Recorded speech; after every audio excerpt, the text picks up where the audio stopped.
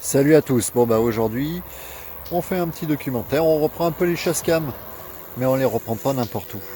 Je vous laisse voir ça. On les reprend à un espace naturel sensible, les prairies inondables de Pont-Évêque. On va essayer de voir, Fabrice me disait de poser une chasse-cam dans ce secteur. Donc on va aller voir ça ensemble, si on peut poser une chasse-cam, c'est pas dit, mais ce serait sympa. D'après les sources de Fabrice, il y aurait eu le castor à une époque dans ce secteur-là. Bon, rien à voir avec les animaux, mais là vous êtes en présence d'une plante qui s'appelle la chicorée. Pas une plante forcément très très rare, mais bon, elle est à 20% selon l'application biodiversité. Elle compte 6 espèces dont seulement 2 sont cultivables. Donc voilà, on verra certainement d'autres plantes sur le chemin. Restez attentifs, hein. Continuez la vidéo, ne vous arrêtez pas là, ce serait bête de perdre d'autres informations intéressantes, utiles sur les végétaux, sur les animaux, etc. etc. En parlant de ça, en parlant d'animaux, dans cette vidéo, je vais vous présenter mes 2 nouveaux jouets. Vous allez voir, c'est quelque chose de cool et qui va bien nous arranger. Donc toujours rien au niveau des animaux, hein. On n'a pas encore posé les chasse-cam, on n'a pas récupéré. Mais bon, là, je suis arrêté sur une plante qui s'appelle une impatience glanduleuse ou impatience balsamine. On la trouve dans l'hémisphère nord, mais surtout dans l'ensemble de l'hémisphère, mais en particulier pas dans l'hémisphère, dans les tropiques, pardon. Je m'attendais pas à trouver une plante pareille ici. Ça me surprend, mais agréablement pour une fois.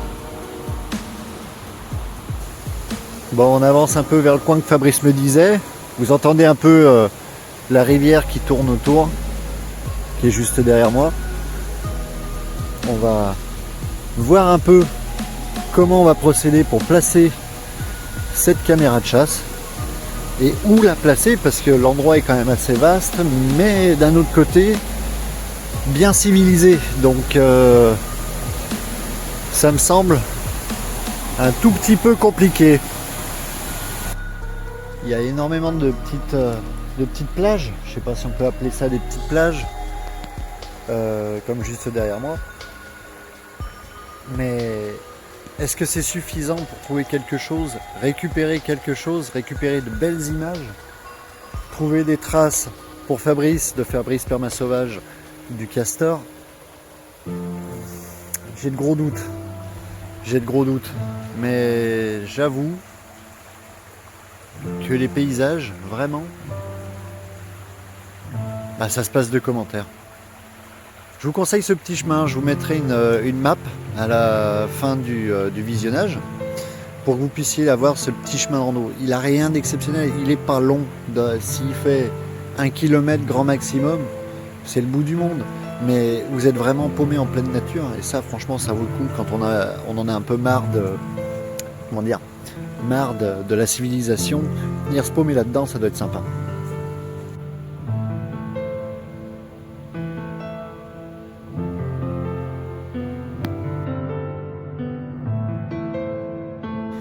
Bon écoutez, hein, comme prévu, j'ai rien de fou au niveau des tanneries, pas d'emplacement ni quoi que ce soit, pas de possibilité de barrage pour possiblement poser une caméra.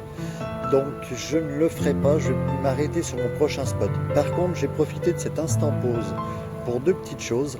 Premièrement, pas vous supplier, mais vous proposer de vous abonner à la chaîne Raconte-moi, dont le lien sera juste à la fin de cette vidéo, et à la chaîne de Fabrice, la chaîne Permasauvage.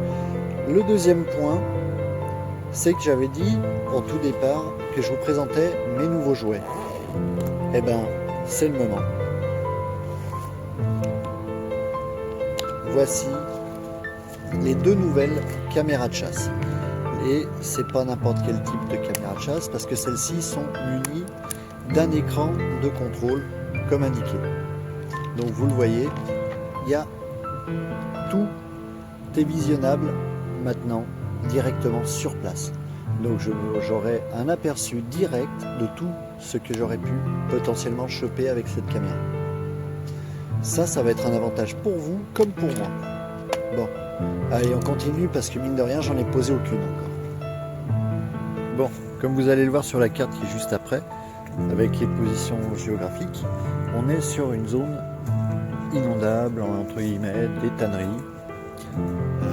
Ce coin, il est en concordance avec les deux autres endroits où on a posé les chasse-cam. Donc le fameux pont Mystère et ces fameuses grottes de la Molasse. Il est en concordance avec. Tout correspond. Vous ne pouvez pas vous compter, c'est une triangulaire. Ça reste très intéressant. Et ça correspond aussi avec ce que Fabrice expliquait l'autre fois. Vous n'avez pas eu cette conversation, mais nous on l'a eu ensemble. Cette conversation, en gros, elle se résume sur le fait qu'à une époque, il y a eu des coulées glaciaires. Et des coulées glaciaires, donc c'est plus ou moins la fonte des glaces qui a creusé les fameuses grottes, qui a permis d'avoir des ruisseaux, des machins, etc., etc. Fabrice me rectifiera si je me plante.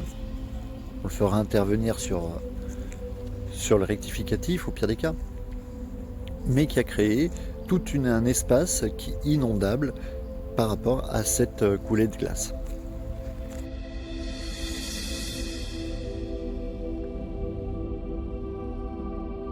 Bon, sur ce que je vais vous faire voir, ça n'a rien de dingue, hein.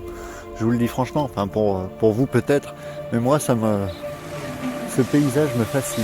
Je m'attendais pas à trouver ça en fait. De la roche, un chemin et tout un flanc de colline que vous voyez juste ici. Ça reste quand même assez sympathique. Je ne m'attendais pas à trouver ça, ni à trouver des roches à ce point imposantes. Donc on voit qu'il y a des cons qui ont pollué en balançant des pneus. Pardon pour le mot, hein, je vais peut-être être censuré. Par contre, il y a un arbre qui m'intéresse vraiment. Je sais pas si vous allez le voir, mais regardez-le, il a poussé celui-là. Il est en équilibre, littéralement en équilibre sur une roche. La racine doit puiser ses ressources dans la roche. C'est beau. Ça c'est... Et puis il est pas tout jeune lui, hein. Magnifique, j'adore.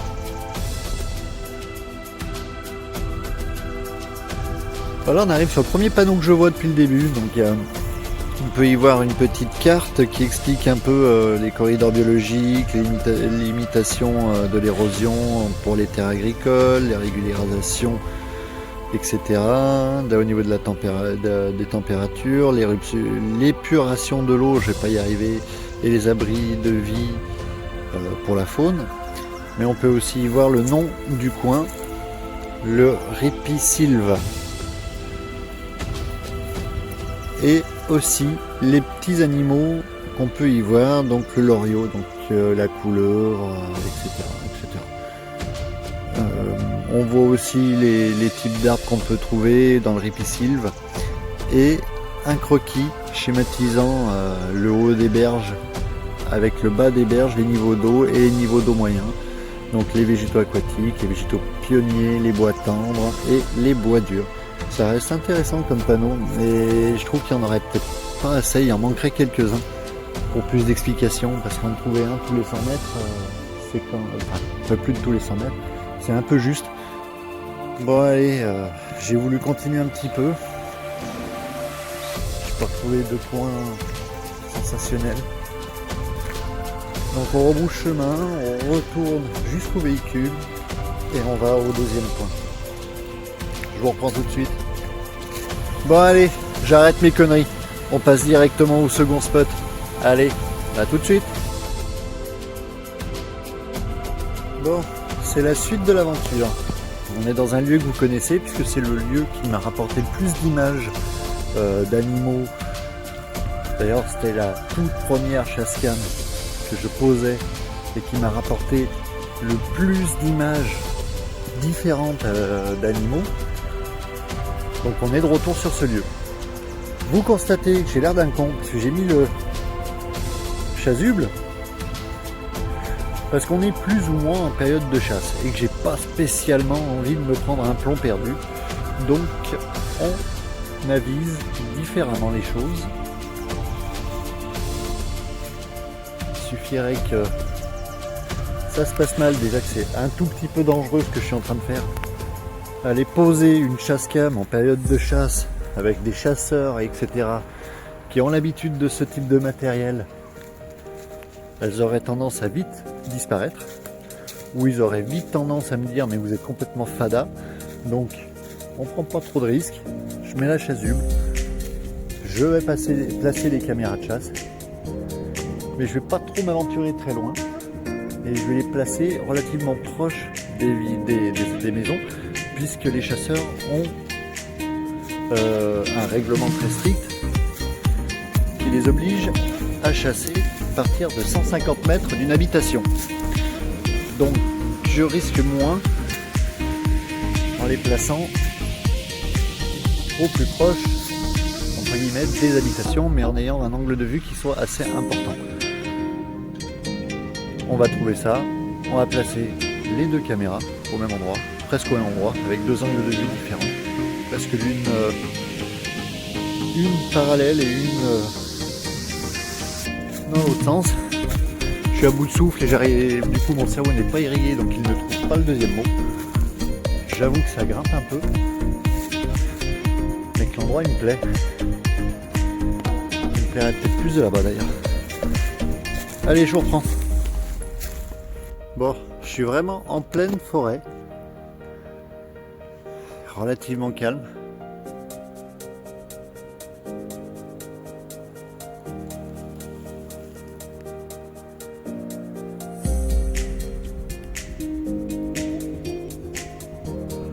Beau, avec des vallons en plus, plein de petits vallons, très peu arpentés.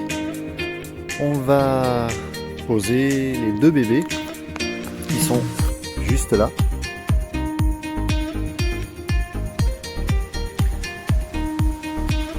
Et on va croiser les doigts pendant une semaine, que la caméra ne bouge pas et qu'on puisse attraper de belles images. Bon, la première caméra est installée, enfin du moins sur son arbre. Donc, je vais vous expliquer un petit peu comment ça fonctionne. Comment elle fonctionne. Donc, comme l'ancien modèle, on le déclipse et on le met en marche. Vous voyez l'écran.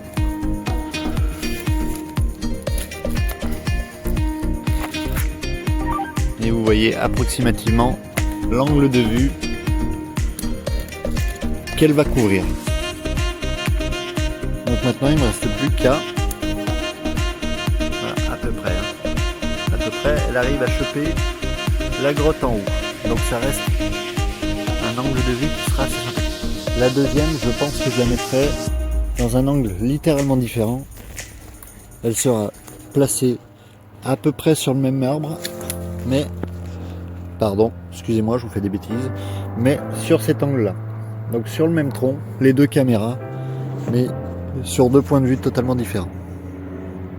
Bon, ça y est, les deux caméras sont placées. La première chope cet angle-là, comme ceci, donc un bon réseau. Et pour la deuxième, elle chope un autre bon réseau, qui est celui-ci. Donc ça reste quand même quelque chose d'intéressant. Bon, moi, il me reste juste à placer quelques appâts un peu de partout et à attendre 4, 5, 6, peut-être une semaine, on verra si j'ai des résultats. Après, maintenant, avec ces modèles-là de caméra, je ne suis plus obligé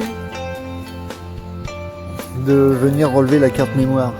Donc d'un autre côté, j'ai juste à venir ouvrir, regarder s'il y a eu des clichés. S'il y a eu des clichés, les récupérer. Et s'il n'y a pas eu de clichés, peut-être que elles resteront sur place quelques nuits de plus, selon la qualité de la batterie. Allez, je me lance à balancer les appâts.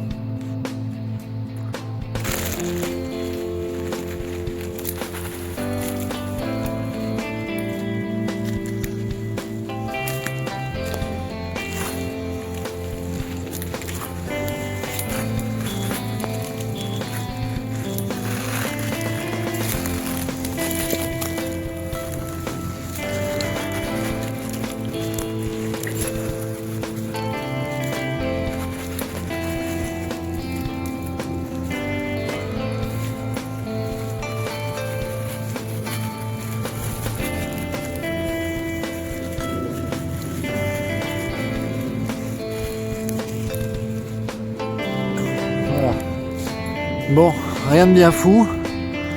C'est des morceaux de biscotte que j'ai balancés. Bon, on verra bien ce que ça dit. Là, pour le moment, on voit la première caméra juste là. Et la deuxième, elle est sur cet arbre-là, qu'on va voir. Hop. Là, vous avez la première juste ici et la deuxième juste là-bas. Les deux sont sous deux angles. Avec deux bons points de vue. Et un chemin beaucoup plus tracé pour moi. Pour venir les relever. Bon, c'est sur ces images que je vais vous laisser. J'espère que cette petite vidéo vous aura plu. On se retrouve prochainement pour les récupérations, pour les relevés d'images. En tout cas, n'oubliez pas de vous abonner à la chaîne de Fabrice, la chaîne Perma Sauvage, et aussi à la chaîne Raconte-moi, sans laquelle je ne pourrais pas continuer les expéditions, les aventures et tout ce qui va avec. Et c'est exactement le même topo pour Fabrice. Partagez, likez, abonnez-vous, faites partager à votre entourage si les vidéos vous intéressent ou peuvent intéresser. Je vous attends. Sur ce, je vous dis à très bientôt pour la récupération des images. A plus. Salut à tous. Me revoilà quelques jours après, une petite semaine après, pour récupérer les fameuses chasse-cam. Donc il y a un petit peu d'appréhension parce que du coup, comme je vous disais juste avant, on est en période de chasse. Donc qui dit en période de chasse dit beaucoup de passages et aussi possiblement beaucoup d'animaux. Donc par sécurité, je vais les récupérer. J'avais prévu de les laisser un peu tourner un peu plus, mais je sais pas si c'est bien judicieux. Donc voilà, allez, on se retrouve juste après pour l'analyse. Bon, je constate avec joie déjà que les deux caméras elles sont encore là.